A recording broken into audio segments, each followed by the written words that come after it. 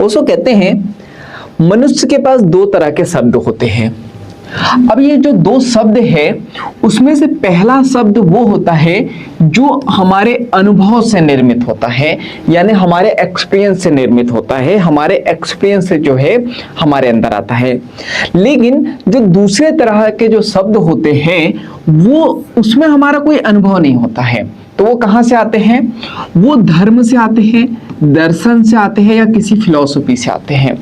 अगर इसके संबंध में हम कुछ जानते हैं तो वो जो है दूसरे प्रकार के शब्द होते हैं। तो ओशो ने हमें इस प्रकार से जो है दो तरह के शब्द बताए हैं।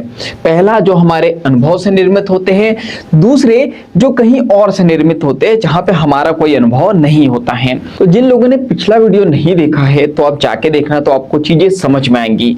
तो हम बात कर रहे हैं, पिछले वीडियो में हम लोगों ने बात की थी कि ओशो कहते हैं कि हम खुद सारे शब्दों को इकट्ठा कर रहे हैं और हमें भ्रम है कि हमको ऐसा लग रहा है कि हम जितने ज्यादा शब्द को जो है इकट्ठा करेंगे हमारा ज्ञान उतना ही बढ़ते चले जाएगा, लेकिन वो शब्द जो है झूठे हैं, वो सिर्फ और सिर्फ हमारा एक भ्रम है।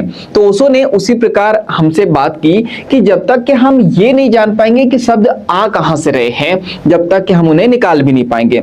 तो ओशो हमें बता रहे हैं कि दो तरह के जो है शब्द है। पहला शब्द तो वो जो हमारे अनुभव से निर्मित हो रहा है, दूसरा शब्द वो है जो हमारे अनुभव से जो है निर्मित नहीं हो रहा है, वो धर्म से, दर्शन से या किसी फिलॉसफी से जो है उत्पन्न हो रहा है या निर्मित हो रहा है। उसके संबंध में, उससे रिलेटेड हम कुछ जानते हैं तो हमको ऐसा लगता है कि हमने शब्द जमा कर लिए हैं, तो वो दूसरे शब्द हैं। तो ओशो कहते हैं ये जो दूसरे प्रकार के शब्द है ना, ये डेड है, मुर्दा है, इनमें कोई भी जान नहीं है, क्योंकि इसके प्रति हमारा कोई भी अनुभव नहीं है। तो ओशो कहते हैं उसी प्रकार एक कवि है। ये जो कवि है समुद्र के पास जो है टहल रहे हैं, समुद्र के किनारे पे जो है ये टहल रहे हैं, बड़ा अच्छा लग रहा है इनको। वहां पे बड़ी सुखद शीतल हवाएं बह रही है, तो इनको बड़े आनंद की अनुभूति हो रही है, बड़ा अच्छा माहौल है, जो है शीतल यानी ठंडी हवा बह रही है, बहुत खुशनुमा माहौल है। तो इस कवि ने सोचा क्यों ना मैं अपनी प्रेयसी के पास, यानी जो मेरी प्रेमिका है जो हजारों मील दूर कहीं हॉस्पिटल में जो है भर्ती है क्योंकि वो बीमार है, तो ये जो हवा है मैं उसके पास भेज देता हूं तो शायद उसकी जो बीमारी है वो ठीक हो जाए। तो यहाँ पे कवि ने सोचा और प्रेयसी को पत्र लिखा, और पत्र के साथ साथ जो है एक सुंदर संदूक में जो है उस हवा को बंद कर दिया। कौन सी हवा? जो समुद्र के किनारे पे ठंडी ठंडी जो है हवा बह रही है, सुंदर हवा बह रही है, उसको जो है संदूक में बंद कर दिया और सोचा कि इसे मैं अपनी प्रेमिका के पास भेज देता हूं तो मेरी प्रेमिका इससे ठीक भी हो जाएंगी, उसे आनंद भी आएगा और वो मुझसे खुश भी हो जाएंगी।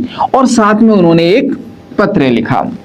उन्होंने बोला कि हे प्रेयसी, मैं समुद्र के किनारे पे हूं और यहाँ बड़ी सुखद और शीतल हवाएं बह रही है, तो मेरे मन में आया कि ये हवाएं जो है मैं तुम्हें भी भेंट करूं, इससे तुम्हारी बीमारी भी ठीक होगी और तुम्हें जो है आनंद भी मिलेगा।